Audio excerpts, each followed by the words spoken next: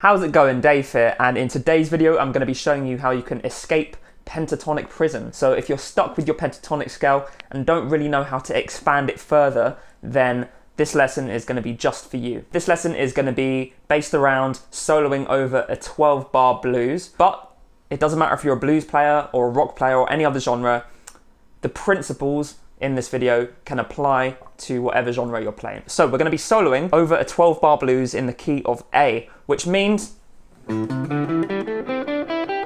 classic A minor pentatonic scale works over the entire thing. Now, there's nothing wrong with the minor pentatonic scale, but let's take a look at how we can expand it further. We are going to do that based on chord tones, and you may have heard of chord tones, but we're going to expand it a little bit further. So let's take a look at the first chord in the chord progression in a 12-bar blues. We've got an A7.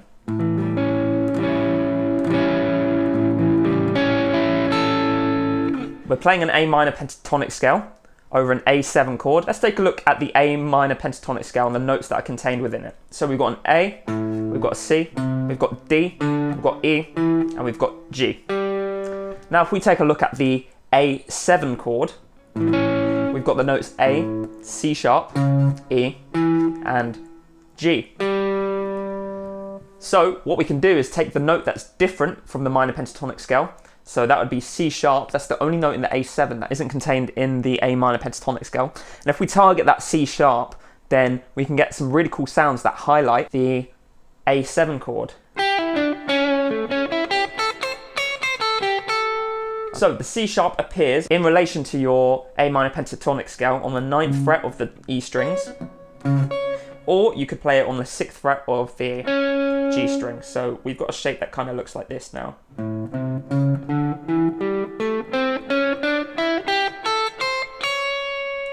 And if you target that C sharp over an A7 chord, it's going to sound really cool. And here's a lick to show you how it might sound.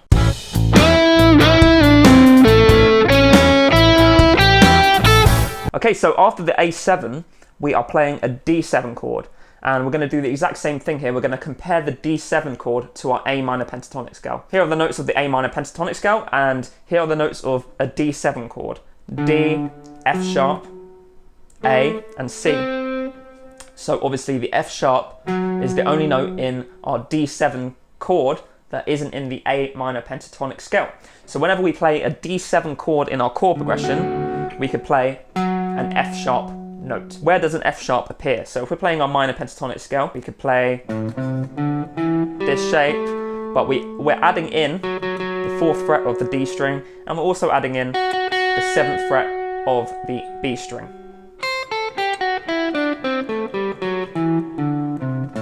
And that gives us a sound quite reminiscent of Dorian. But don't worry about Dorian for now. We're just focusing on this chord tone F sharp. So let's take a look at a lick where we play that F sharp over a D7 chord.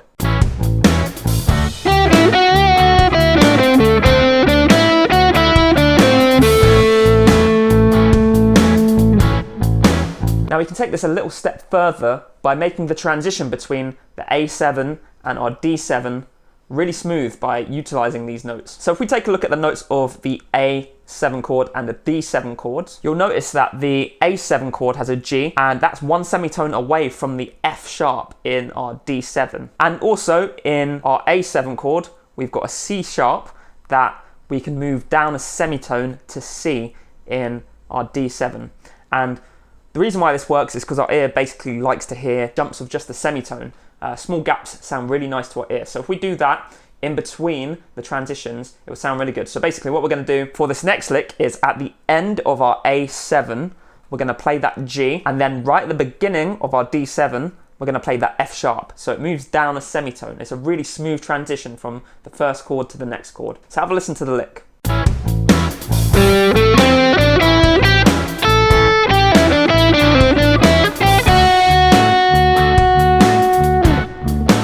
Now, as I said, the C sharp in A7 also wants to move down to the C in D7. Now, this one will sound a little bit smoother and less of a surprise to the listener because C is already in the minor pentatonic scale and the listener would have been used to hearing C, whereas in the previous example, when we're playing F sharp for the first time, the listener's not going to be used to that. So take a listen and then you just decide based on what kind of vibe you want to give off which note you want to go to. Do you want to head from C sharp to C, or do you want to head from G to F sharp?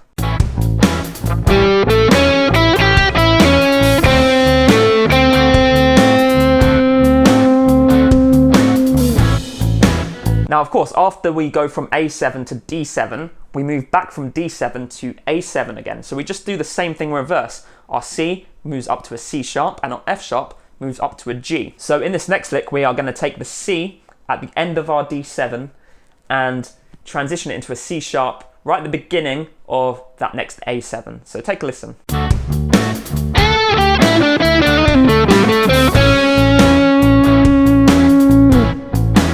And in this lick, we are going to take our F sharp that appears in our D7 chord over the D7, and we're going to turn that into a G as soon as we hit that A7 chord.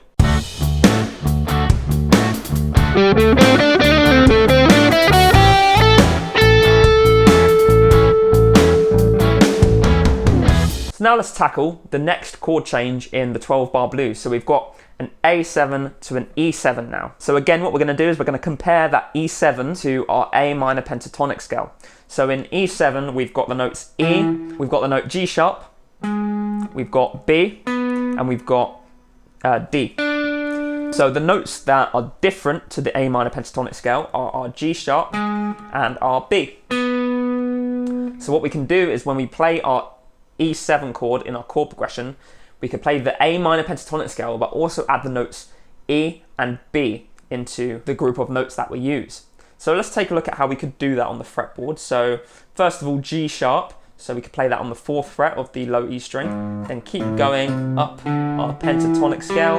Then we play the 6th fret of the D string. And it doesn't sound quite so pleasant at the moment, but when that E7 is being played, it sounds really cool. Then we keep going. We could either play the 9th fret of the B string or the 4th fret of the high E string, up to you. Okay, so that's our G sharp, and for the B, we're going to play the 7th fret of both E strings and the 4th fret of the G string.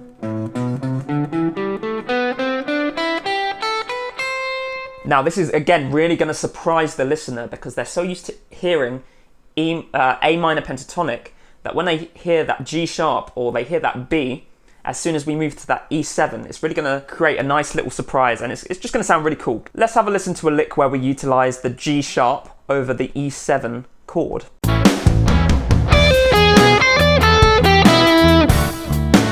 And now let's take a look at where we utilize the B over the E7 chord as well.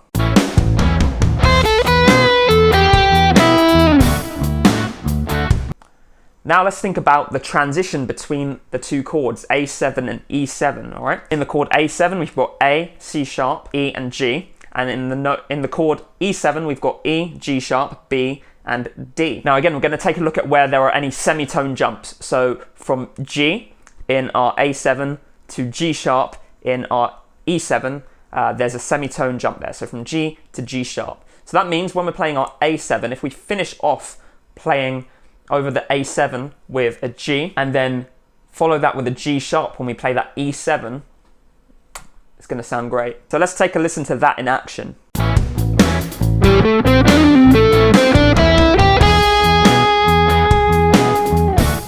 Now there's one final chord change in the 12-bar blues, and that's the E7 to the D7, okay? Now there are other chord changes, but they're ones that we've already covered, like the D7 to the A7 and the A7 back to the E7. So we're taking a look at this final one, which is the E7 to the D7. Now if we examine the notes in E7 and D7, you'll find there are two semitone jumps. So in the E7 chord, we've got a G sharp, and in the D7, we've got an A. So if we transition from E7 playing the G sharp to D7 playing the A, that's going to sound really cool. So let's take a listen to how that sounds.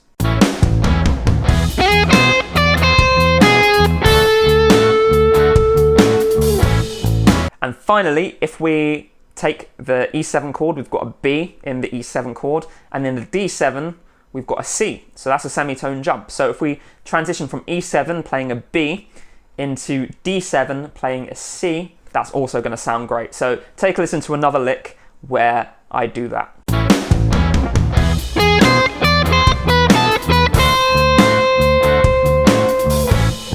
So this is how you start to escape that pentatonic prison, jumping out of the just pentatonic box that you're stuck with.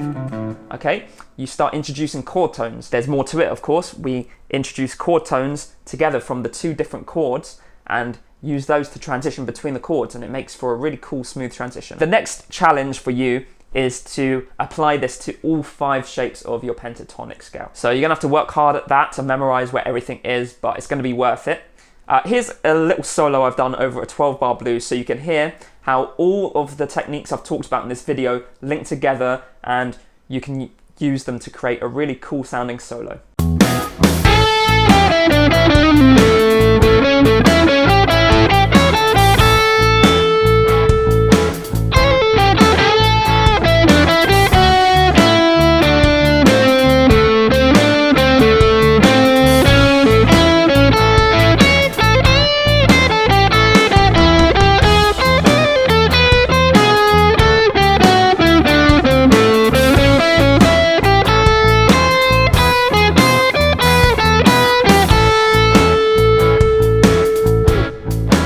So there's even more we can do, like playing different scales over different chords, but I think that's been enough information for today. I want you to go and work on that. And if you're interested in actually spicing up your 12-bar blues and using more kind of interesting and sophisticated chords, check this video out, you won't regret it.